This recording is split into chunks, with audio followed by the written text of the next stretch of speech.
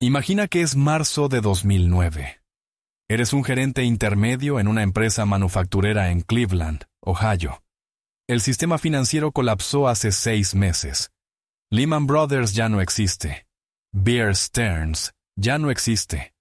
El Dow ha caído más del 50% desde su pico. Tu 401k se ha reducido a la mitad. Tus vecinos están siendo despedidos. Las noticias solo hablan de cifras de desempleo y ejecuciones hipotecarias. Tu empresa anuncia una ronda de despidos que afecta al 20% de la plantilla. Sobreviviste al primer recorte, pero hay un problema. Tienes $400 en tu cuenta corriente y quizás $2,000 en ahorros. Tus tarjetas de crédito tienen un saldo pendiente de Navidad. Tu pago de la hipoteca vence en 3 semanas. Ahora, imagina algo diferente. Imagina que estás sentado en la misma silla, en la misma reunión, escuchando el mismo anuncio, pero tienes 8 meses de gastos de vida en una cuenta de ahorros de alto rendimiento, intactos, líquidos y disponibles. El mismo trabajo, la misma empresa, la misma economía, pero no eres la misma persona. Una versión de ti pasa los siguientes 6 meses, aterrorizada, aceptando cualquier tarea que le asignen, asintiendo en las reuniones, nunca oponiéndose, nunca pidiendo un aumento, y nunca postulándose para ese trabajo mejor, porque no puedes permitirte una interrupción en los ingresos. Tomas decisiones basadas en el miedo. La otra versión de ti piensa estratégicamente. Actualizas tu currículum, contactas a tus conocidos, consideras esa oportunidad arriesgada en una startup, negocias, te posicionas, tomas decisiones basadas en opciones. Esto no se trata de personalidad, esto no se trata de confianza, esto se trata de efectivo. Y aquí está la tesis que la mayoría de los consejos financieros nunca establecen claramente. El efectivo no es principalmente para emergencias. El efectivo es poder. El poder de pensar con claridad, el poder de negociar, el poder de esperar, el poder de alejarse y el poder de actuar cuando otros están paralizados. Esto no es teoría. Está documentado en la economía del comportamiento y los datos de mercado, en el registro histórico de cada crisis financiera. Y una vez que entiendas cómo funciona realmente el efectivo en un sistema, nunca volverás a ver tu cuenta de ahorros de la misma manera. Empecemos con lo que la mayoría de la gente cree sobre el efectivo. El Consejo Financiero Estándar dice que necesitas un fondo de emergencia de 3 a 6 meses de gastos. El propósito es cubrir costos inesperados como una reparación de coche, una factura médica o la pérdida de un empleo. Este consejo es técnicamente correcto, pero fundamentalmente malinterpreta la función real de las reservas de efectivo. Los fondos de emergencia se enmarcan como un seguro, una protección contra la mala suerte o un amortiguador entre tú y el desastre. Pero ese encuadre pierde el mecanismo más profundo. El efectivo no solo te protege cuando las cosas van mal. El efectivo cambia la forma en que operas cuando las cosas van bien. Cambia las decisiones que tomas cada día. Cambia cómo negocias, cómo inviertes, cómo respondes a las oportunidades y cómo piensas. Esta es la función oculta de la liquidez de la que casi nadie habla. Para entender por qué, tienes que ver qué les sucede a las personas que no la tienen. La Reserva Federal realiza una encuesta anual llamada Encuesta sobre Economía Doméstica y Toma de Decisiones. El informe de 2023 encontró que el 45% de los adultos estadounidenses no podían cubrir un gasto inesperado de $400 utilizando efectivo o su equivalente. Lee eso de nuevo. Casi la mitad del país no puede absorber un impacto de $400 sin pedir dinero prestado, vender algo o simplemente no pagar. Un gasto de $400 no es una catástrofe. Es una reparación de coche, un copago de sala de emergencias, un electrodoméstico averiado o una pantalla de teléfono rota. Estas son ocurrencias normales en la vida normal. Cuando el 45% de la población no puede absorber un gasto normal, algo estructural está sucediendo. Los mismos datos muestran que solo el 55% de los adultos tienen suficientes ahorros para cubrir 3 meses de gastos. El 30% no puede cubrir 3 meses en absoluto. Estas cifras no se refieren a la pereza o la mala planificación. Reflejan el estancamiento salarial, los costos de la vivienda, la inflación de la atención médica y un sistema de crédito diseñado para mantener a las personas en un servicio de deuda permanente. Pero aquí está lo que los números no muestran. No muestran el costo cognitivo. No muestran la distorsión en la toma de decisiones. No muestran lo que sucede en la mente de alguien que sabe cada día que está a un pequeño shock de una crisis financiera. Ahí es donde ocurre el daño real. En 2013, investigadores de Princeton y Harvard publicaron un estudio fundamental sobre la psicología de la escasez. Estudiaron a agricultores en India antes y después de la cosecha.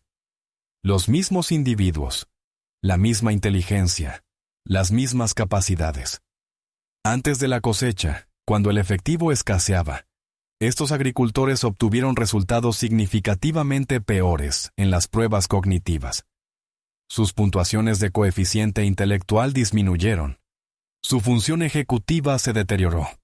Su capacidad para tomar decisiones a largo plazo se deterioró. Después de la cosecha, cuando tenían efectivo en mano, su rendimiento cognitivo volvió a la normalidad. Los investigadores estimaron que la carga mental de la escasez financiera consumía el equivalente a 13 puntos de coeficiente intelectual. Eso es aproximadamente el deterioro cognitivo causado por perder una noche completa de sueño. Piensa en lo que eso significa. La misma persona con el mismo cerebro toma decisiones mediblemente peores cuando tiene poco efectivo. No porque sea menos inteligente o menos disciplinada, sino porque el estrés financiero consume ancho de banda cognitivo. Los investigadores llamaron a esto tunelización.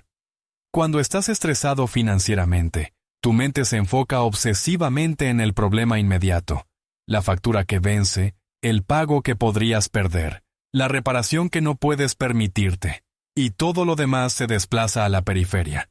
La planificación a largo plazo desaparece. El pensamiento estratégico desaparece. Estás operando en modo de supervivencia, y el modo de supervivencia es costoso. Aquí es donde el mecanismo se vuelve claro.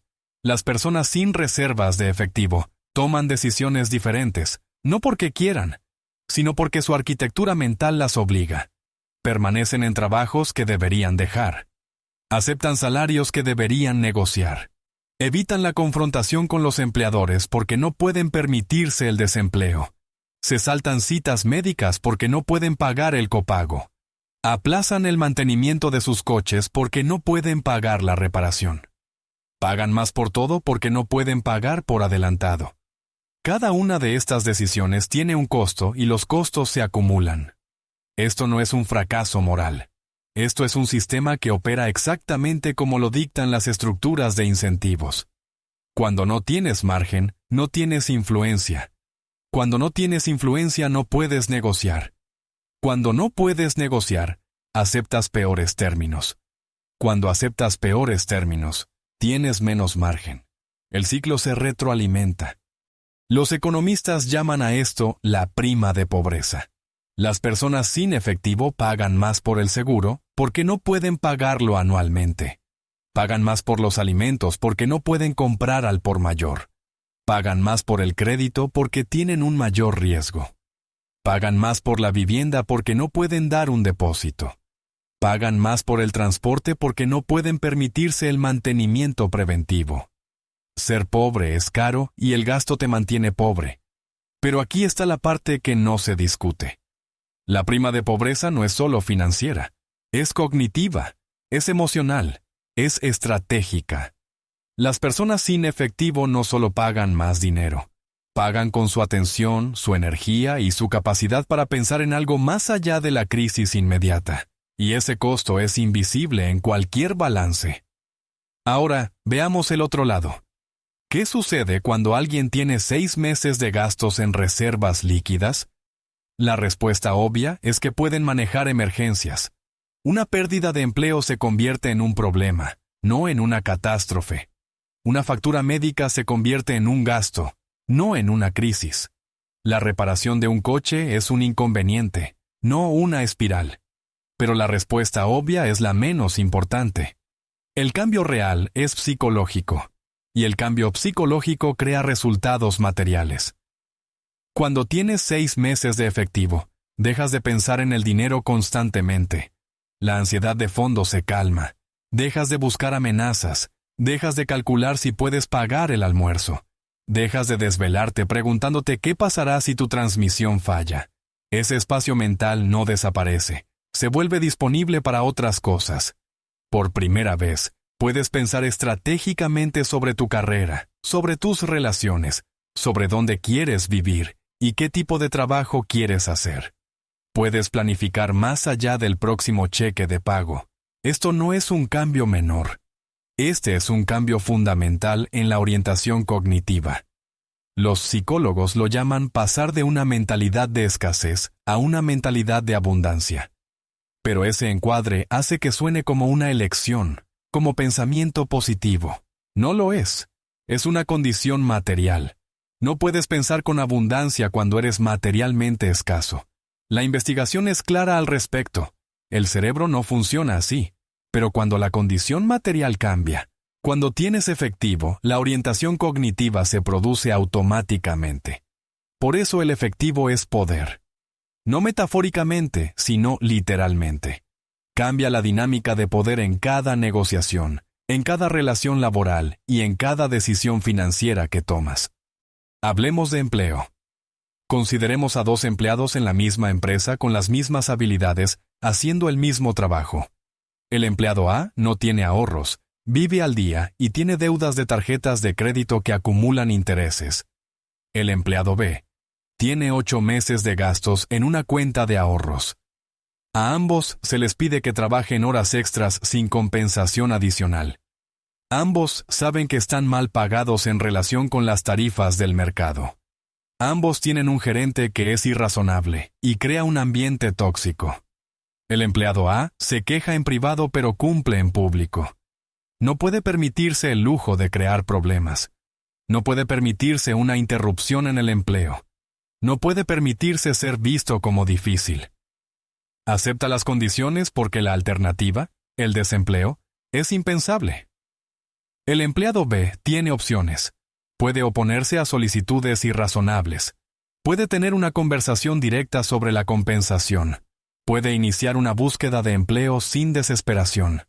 Puede irse si es necesario. Mismas habilidades, mismo trabajo, misma empresa, pero una posición de negociación completamente diferente.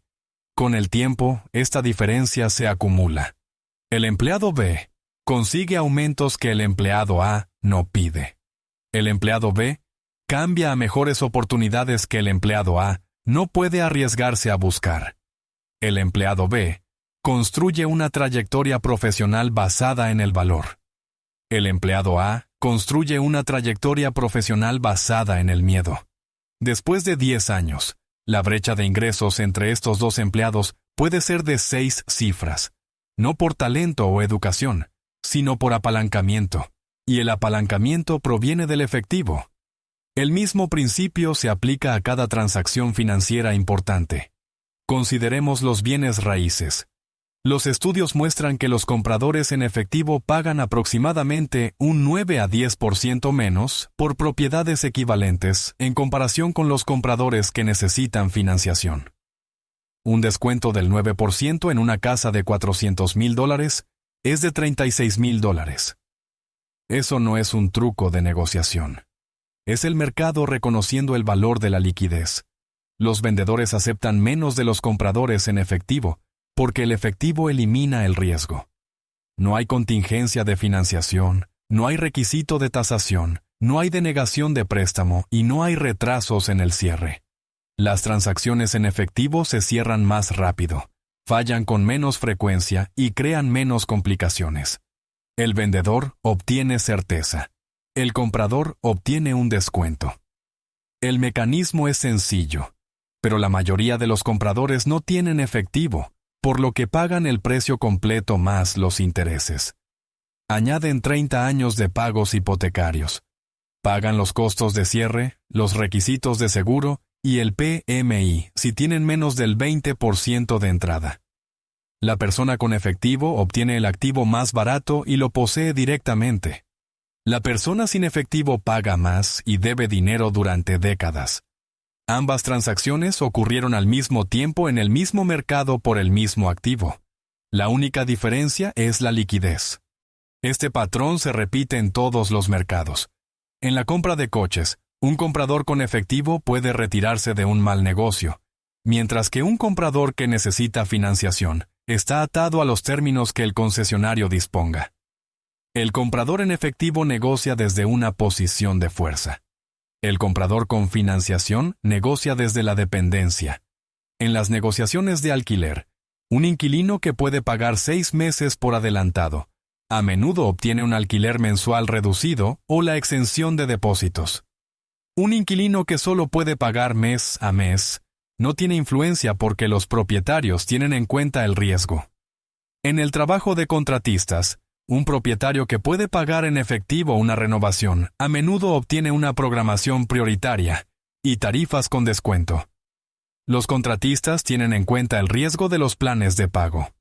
En la liquidación de deudas, un prestatario que puede ofrecer un pago único a menudo liquida las deudas por 40 a 60 centavos por dólar.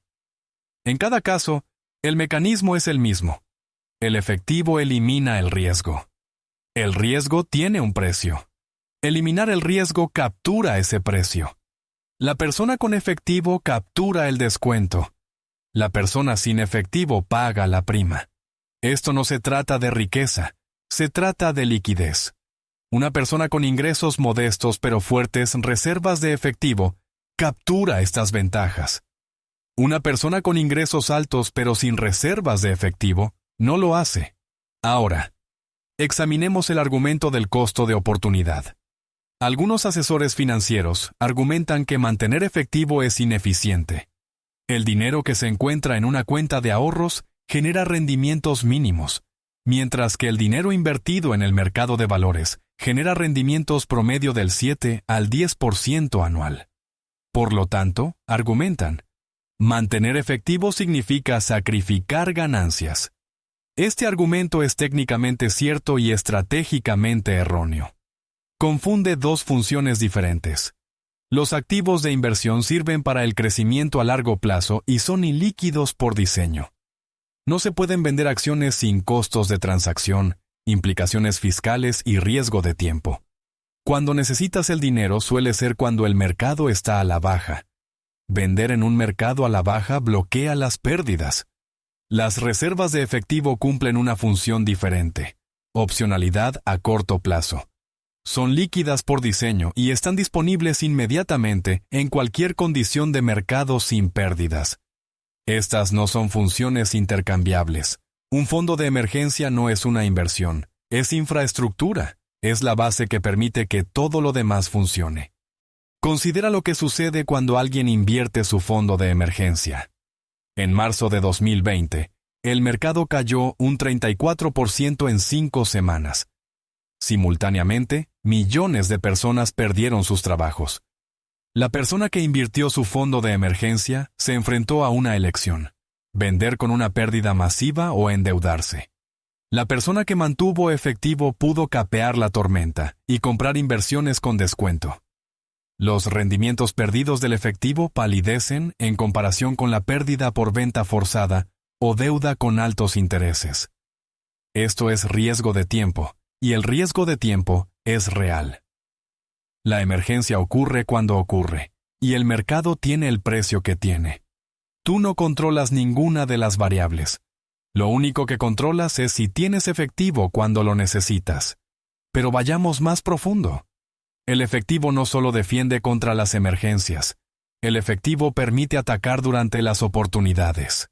Los mercados caen, los bienes raíces se descuentan, los negocios están disponibles, y surgen oportunidades profesionales que requieren riesgo. Cada una de estas oportunidades requiere capital. La persona con efectivo puede actuar. La persona sin efectivo solo puede observar. Considera nuevamente la crisis financiera de 2008 a 2009. Durante la caída, los precios de los bienes raíces cayeron entre un 40 y un 50% en algunos mercados. Los precios de las acciones cayeron más del 50%. Las personas que tenían efectivo compraron activos con descuentos históricos. Las personas que no tenían efectivo estaban vendiendo activos con pérdidas históricas o perdiendo sus casas por completo. Para 2020, esos activos descontados se habían multiplicado en valor. Las personas que compraron durante la crisis capturaron riqueza generacional. Las personas que vendieron durante la crisis consolidaron pérdidas generacionales. Misma economía, mismos mercados, mismas oportunidades, pero resultados diferentes basados completamente en la liquidez. Esta es la función ofensiva del efectivo de la que nadie habla. El efectivo no es solo protección, el efectivo es pólvora seca. Te permite actuar cuando todos los demás están paralizados. En cada crisis financiera de la historia moderna, la distribución de los resultados sigue la misma estructura. Aquellos con liquidez compran, aquellos sin liquidez venden. La riqueza se transfiere de los ilíquidos a los líquidos. Durante la Gran Depresión, las corridas bancarias aniquilaron los ahorros y el desempleo alcanzó el 25%. Aquellos que tenían efectivo en forma física fuera del sistema bancario compraron granjas, negocios y bienes raíces por centavos de dólar. En la crisis financiera de 2008, las ejecuciones hipotecarias se dispararon y el desempleo se duplicó. Aquellos con liquidez compraron propiedades en dificultades y acciones a mínimos históricos. En la pandemia de 2020, los mercados se desplomaron y los negocios cerraron. Aquellos con reservas de efectivo compraron en la caída y emergieron más ricos que antes. El patrón es consistente a lo largo de décadas, países y sistemas económicos. La liquidez determina de qué lado de la transferencia te encuentras. Esto no se trata de predecir crisis. Las crisis son impredecibles por definición. Se trata de posicionamiento. No puedes saber cuándo llegará la crisis. Solo puedes saber si estarás listo. Construir reservas de efectivo es un proceso por etapas, y cada etapa crea una realidad psicológica y estratégica diferente. La etapa 1 es la estabilidad básica, aproximadamente $1,000 a $2,000 en ahorros accesibles. En este nivel, puedes absorber choques menores sin endeudarte. Esta etapa elimina la ansiedad financiera más aguda. La etapa 2 es una protección real, que son 3 meses de gastos de vida. En este nivel, puedes absorber una pérdida de empleo o un problema médico grave sin un colapso financiero. Esta etapa crea un respiro. La etapa 3 es la solidez financiera, que son 6 meses de gastos, o más. En este nivel, algo fundamental cambia. Dejas de pensar a la defensiva y empiezas a pensar a la ofensiva. Puedes negociar desde una posición de fuerza porque irte es una opción real. Puedes asumir riesgos calculados porque el fracaso no es catastrófico. Esta es la etapa en la que el efectivo se convierte en poder. Construir reservas de efectivo requiere disciplina estructural. Primero, calcula tus gastos mensuales reales con precisión, costos fijos y costos variables. Segundo, establece tu objetivo. 3 meses para protección, 6 meses para una fuerza óptima. Tercero, automatiza el proceso con una transferencia automática el día de pago a una cuenta de ahorro separada de alto rendimiento. Cuarto, haz que el dinero sea accesible pero inconveniente. Utiliza un banco separado sin tarjeta de débito para crear fricción. Quinto, elige el vehículo adecuado, como una cuenta de ahorros de alto rendimiento que ofrezca rendimientos anuales del 4 al 5%, para minimizar el costo de oportunidad mientras mantienes la liquidez. Permítanme ser claro sobre lo que el efectivo no puede hacer. El efectivo por sí mismo no puede hacerte rico. Los rendimientos de las inversiones y el avance profesional lo hacen. El efectivo crea la base que hace posible esas cosas. El efectivo no puede proteger contra todos los riesgos, como la hiperinflación o los colapsos sistémicos. Pero la mayoría de los riesgos que enfrenta la gente son riesgos individuales, pérdida de empleo, crisis de salud, divorcio o caídas del mercado. Contra estos riesgos, el efectivo es extraordinariamente eficaz. El objetivo es tener suficiente efectivo para operar estratégicamente mientras se despliega el capital excedente en activos de crecimiento. La estructura adecuada es un fondo de emergencia líquido de 3 a 6 meses, nunca se toca, una posición de efectivo secundaria para oportunidades, desplegada cuando el valor está disponible, y todo lo demás en activos de crecimiento a largo plazo. El 45% de los estadounidenses no pueden cubrir un gasto de $400 sin endeudarse. Esto significa que casi la mitad del país opera sin claridad cognitiva. Toman decisiones por miedo en lugar de estrategia. No pueden negociar, esperar o irse. Esta es una condición estructural, y la estructura no va a cambiar. Los salarios no se dispararán, y la vivienda no se volverá asequible de la noche a la mañana. No puedes cambiar el sistema, solo puedes posicionarte dentro de él. Y el efectivo es cómo te posicionas. Cada decisión financiera ocurre en uno de dos contextos. O tienes opciones o no las tienes. Si tienes efectivo, tienes opciones. Si no tienes efectivo, reaccionas bajo coacción. La persona con opciones captura más valor con el tiempo. El efectivo es poder, porque la liquidez crea opcionalidad. La única variable es de qué lado de la transferencia te encuentras. Si este análisis del poder oculto de la liquidez ha cambiado la forma en que ves tus ahorros, por favor suscríbete y dale me gusta al video. Estamos aquí para desenterrar las verdades históricas y estructurales que a menudo quedan fuera de la conversación. Asegura tu base. Construye tu apalancamiento. El próximo tesoro de conocimiento se abrirá pronto.